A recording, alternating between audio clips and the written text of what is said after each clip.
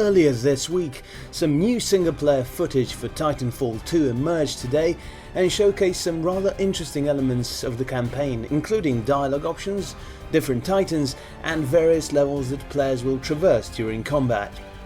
Single-player lead designer at Respawn, Mackie McCandlish, spoke to GamesBeat about the same and how Titanfall 2 aims to avoid a typical Call of Duty style campaign.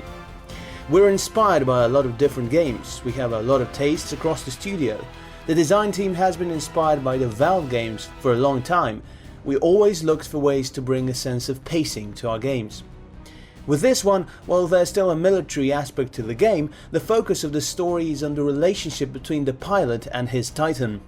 That precludes having so many characters around you, distracting you from that story. The motion model, with the freedom it brings, for us to stay true to that motion model required us to loosen up the restraints a bit. A lot of work went into figuring out how to translate that motion model into a campaign context. Noting that there seemed to be more pilot combat compared to Titan battles, McCandlish responded that overall varies mission to mission. There are certain general ratios we were going for, but it plays out very differently from one level to the next. Don't expect every battle to have as much on-foot combat and vice versa basically. It looks like the launch of the Xbox One S has been really successful for Microsoft all round.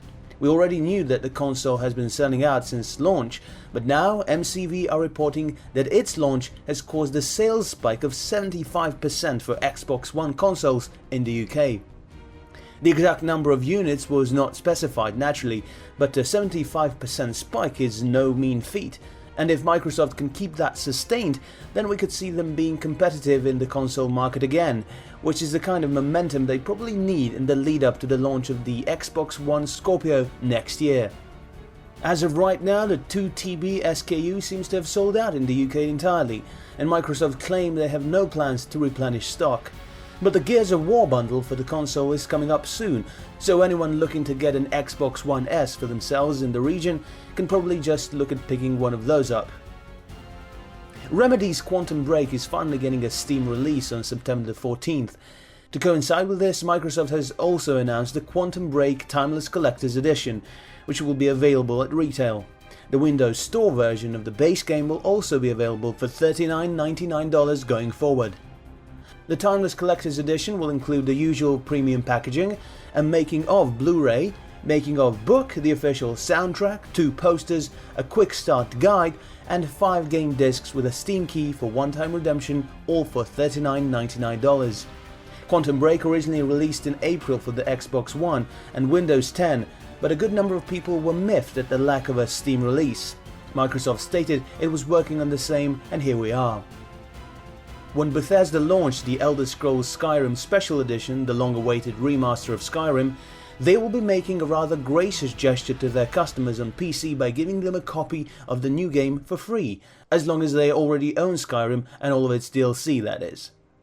There have been some questions about how that would work, and Bethesda's Pete Hines took to Twitter to clarify some doubts that some people have had.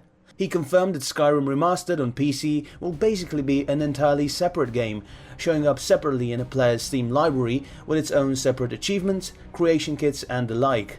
He also confirmed that on PC as well, save files will not be transferring over from the older game to the new, though he mentioned there might be ways to manually do it. Finally, for Xbox players wondering why they can't yet pre-order the game digitally from Xbox Live, given that the game is already up for the PS4, well, Hines doesn't know. He actually isn't sure why the pre-orders are not available already, which seems to imply that it should be up as far as Bethesda are concerned. Maybe the hold-up is on Microsoft's end. DICE held a closed alpha for Battlefield 1 last month, which gave them time to get some valuable feedback on game balance. And there have been since then rumours circulating that a lot of things that were present in the alpha would be gone in the final game in response to player feedback. Taking to Twitter, DICE LA producer David Serland confirmed that features such as 3D spotting and auto-healing, which were present in the alpha, will definitely make it into the final game, though he did note that they might be changed and modified in response to player feedback and in the interests of game balance. Serland did however concede that 3D spotting is a bit overpowered at the moment, especially passive 3D spotting, implying that it may be significantly changed or nerfed come the release of the final game. He also responded to some of the criticism DICE has received for including the feature in the first place, explaining how the developers intended for the feature to be used and how they meant for it to work. We hope you've enjoyed this video, so please consider subscribing to our channel. We do original content, reviews, graphics comparison, and much more, and try to upload a video every day.